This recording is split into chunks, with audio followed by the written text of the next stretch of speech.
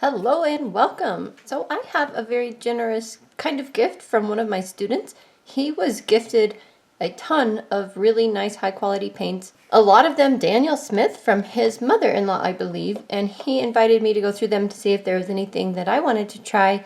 And it was these Duochromes and the Iridescents that caught my eye because I pretty much have all the others thanks to the generous gift here that I have shown you on my channel that I received from a viewer. I'll link that over there. Because I really like to use my paints from a dry state, he has given me permission to pour a half pan of each of these, and the only one that I have, or at least it says that I have, is the Duochrome Saguaro Green.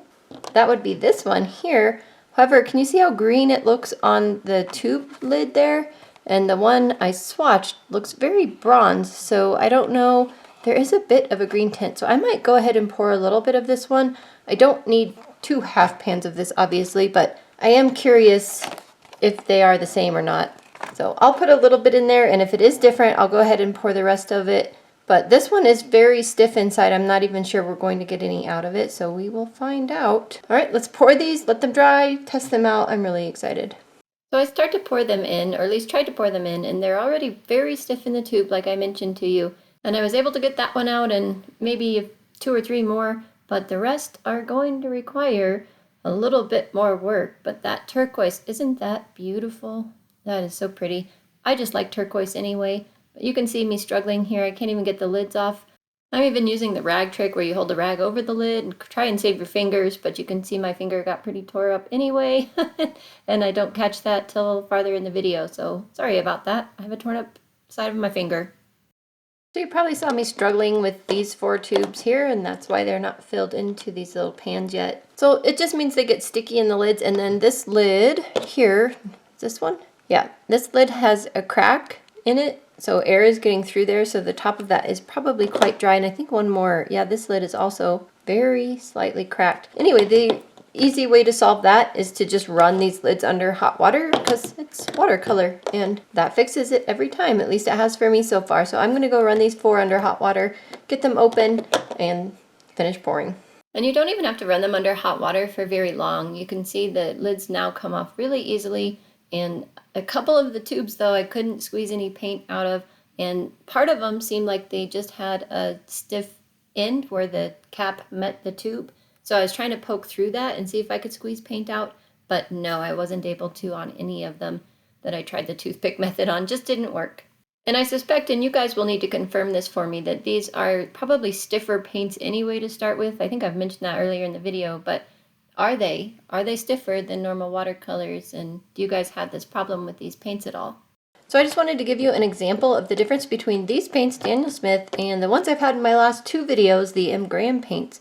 So it has been only 10 or 15 minutes. I emailed my student, asked him permission to open these tubes up with a razor blade, and hopefully I'll hear back from him soon. So really, it's seriously only been 10 or 15 minutes. And look, I can touch these. They already have a skin over the top.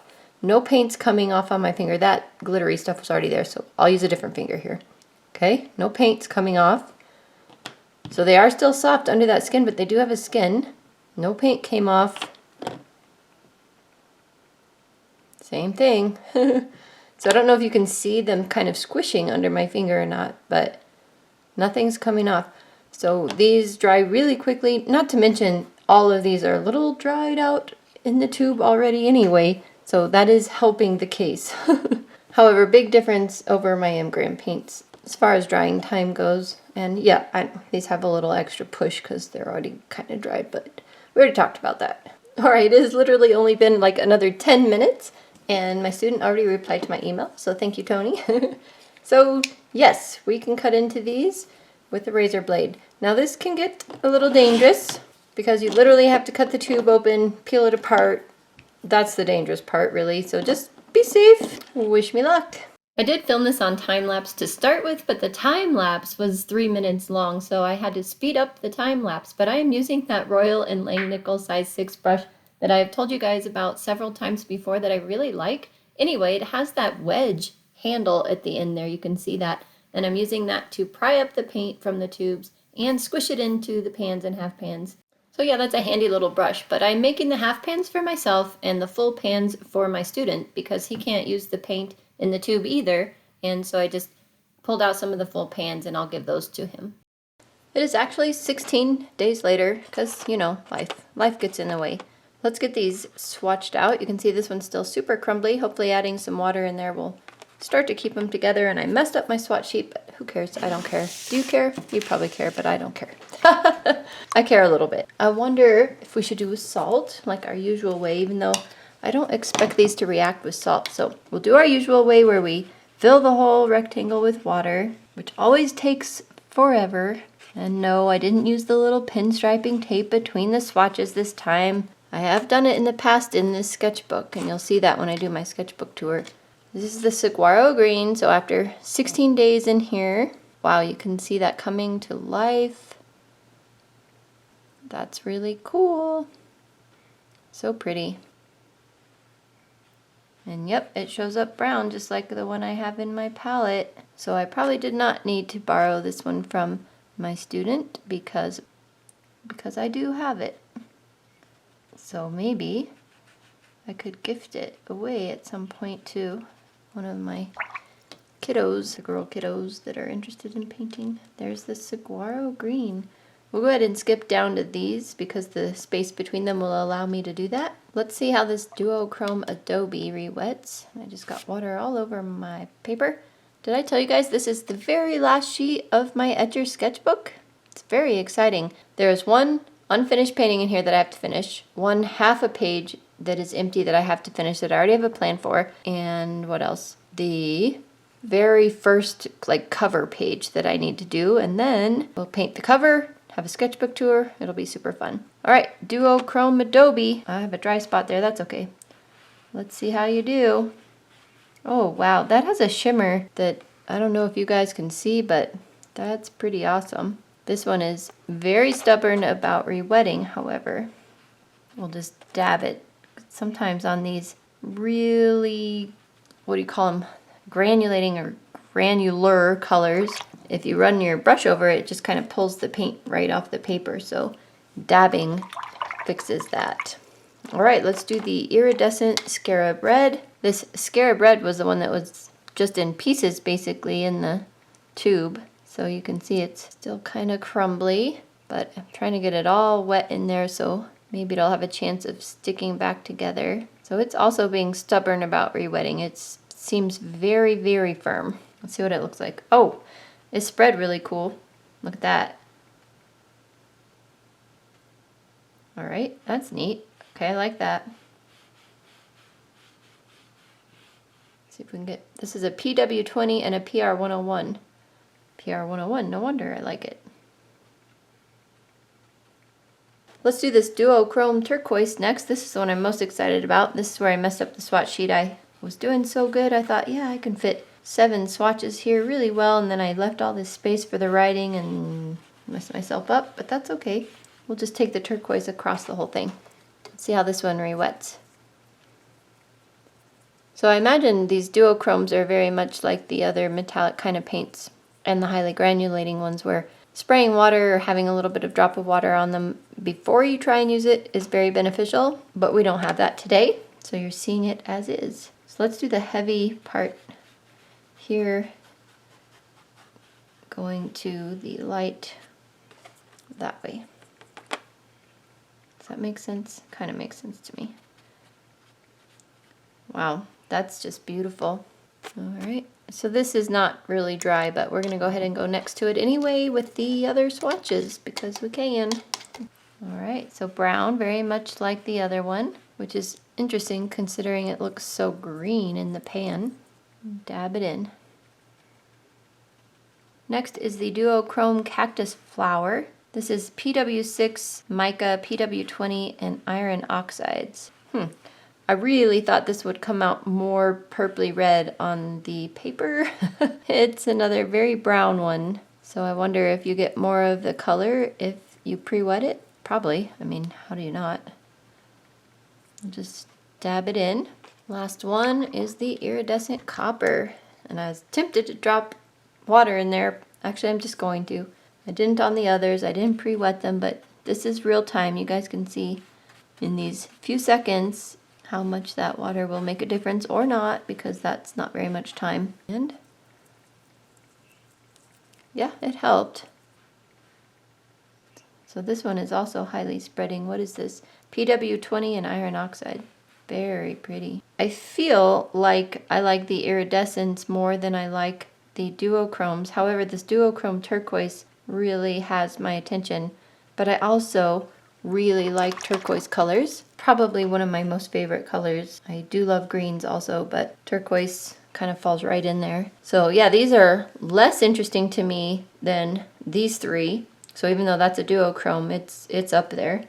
So let's see how they dry, and I was going to see if I could do some kind of painting with just these 7 colors, but could be challenging. See if I come up with any brilliant ideas or not. Alright, so I know these are supposed to just be used as accents on paintings, but when I get new paints, I try and use them just with what I've received. It's just a fun challenge I like to do for myself. So the only thing I could really picture with all of these colors is maybe a portrait. So I sketched a super 5-minute portrait on here, and I'm just gonna have fun with it. So this is my duochrome turquoise, and I thought that this lady could have turquoise eyes with my round size 6 brush. Probably should get a smaller brush, but I never do. And then like some kind of turquoise earrings I thought would be really cool, maybe triangles or something. Probably have to add a little bit of line work to this. And then I thought she could have some turquoise in her hair, maybe just kind of like the girls do these days. Little fun accents. I'm tempted to do turquoise lips. I think I will. Why not? Wow, this can get really opaque. Have water sit on it long enough. There, a lot of women do unique colored lipstick. Corner got a little out of hand. Now it looks like she's frowning. There. So I think the Duochrome Adobe would be good for a skin tone. And once again, I did not pre-wet these, so they are a little bit stiff. Probably should give her some turquoise eyeshadow too, huh? It'd be interesting painting with these with the mica in them, because the mica moves around. Anytime you add any more layers over the top, it really moves it around.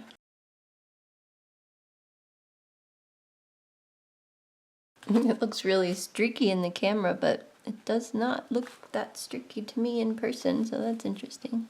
Why does the camera always show things so differently? It's kind of annoying. Kind of cool. Why does it look so bad in the camera? It really doesn't look bad, guys. It looks pretty darn cool in person. Some of this cactus flower in the hair.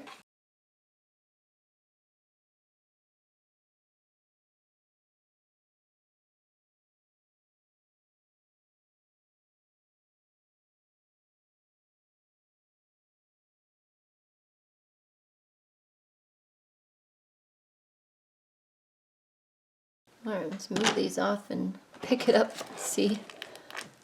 Yeah, I think the camera catches every little glint of the mica in there, and so if that mica is put on at all different, even slightly uneven, the camera's picking that up. So I don't know if I can smooth that out or not. So it's just not something you see in person. You don't see all that blotchiness. But the fact that the camera's picking it up is pretty interesting. It's just gonna show blobs. That's alright. It's super pretty. I like it. I think I regret lining that. I think I would have liked to have left that a little bit more subtle, so I can probably cover some of that line with this turquoise, because it is a little bit covering. Yeah, that looks good. It's better. I'm quite happy with that. So yeah, you're supposed to use these as accents, but that's okay. I don't always follow the rules. Anyway, this is the palette I'm going to keep them in. I did re-glue all of these with gum arabic, but the gum arabic dries out. Once it dries out, these just fall out again. So you can see I put gum arabic on the bottom of these, but it didn't work. It just falls out again. So I have to be real careful with these.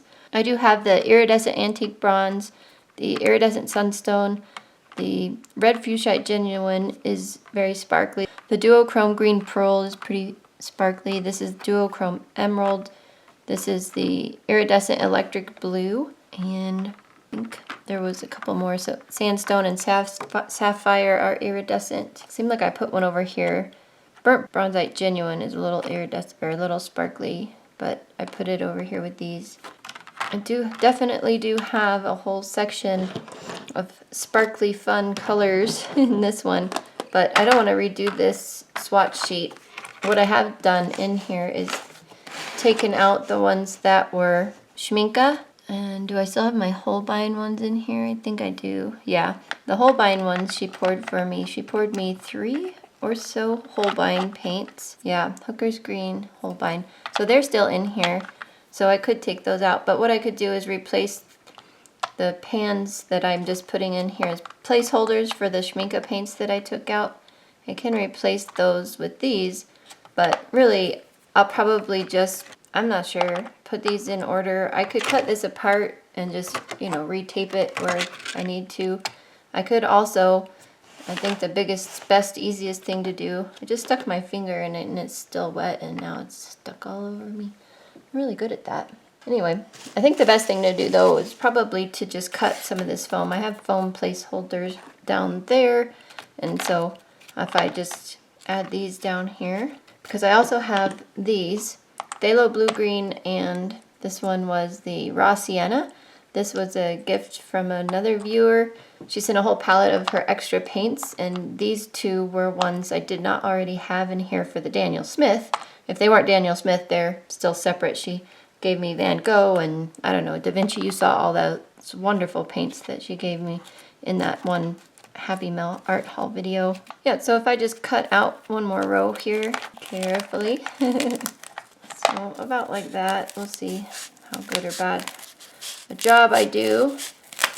Cut that out, see if I did a good job or not. And then I'll just have to add another row to this swatch sheet, and that's just fine. So it's going to confuse me until I do that though. So I should probably do that sooner rather than later. It's pretty tight. It's prompting the others to kind of pop up, so I'm going to cut a little bit more off of this. I don't want to pop those out. I am probably going to just put some sticky tape or something underneath these. The reason I haven't attached these to this palette more is because I thought about pulling them out and like making separate little palettes with them, and I'll probably still do that, so I don't really want to attach them to this palette per se permanently. Okay, so then we have that little extra space over here. Cut some of this foam to go in there, like so. And then I'm going to keep this foam around, it's super handy, and just put it in my little craft drawer. So yes, now they all have a home. Thank you so much to my student who let me pour these pans. That's so awesome.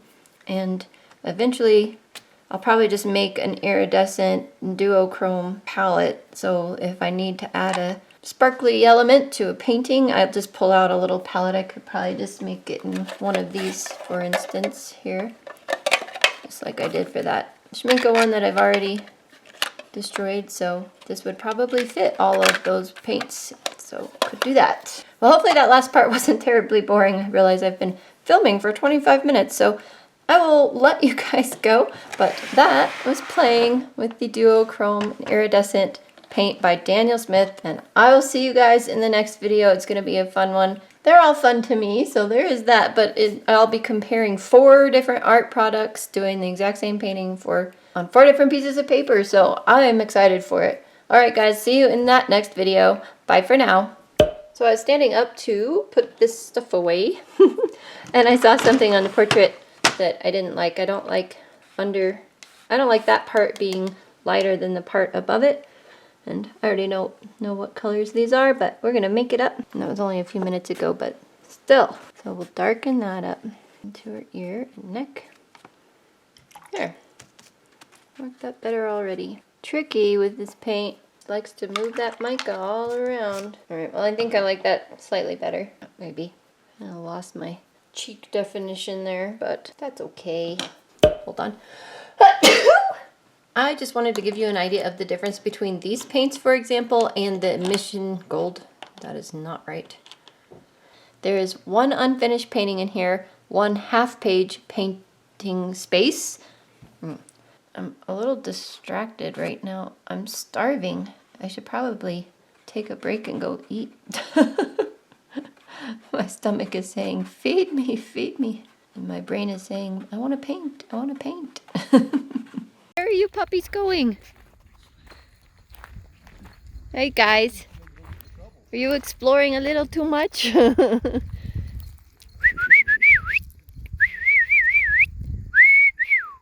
Lucy Lou. Hi, Lucy Lou. Hi, sweetheart. Yeah, you're the only good puppy here. It comes to your name. Wilma came. Yes, you did. Good girl. Oh, there they go.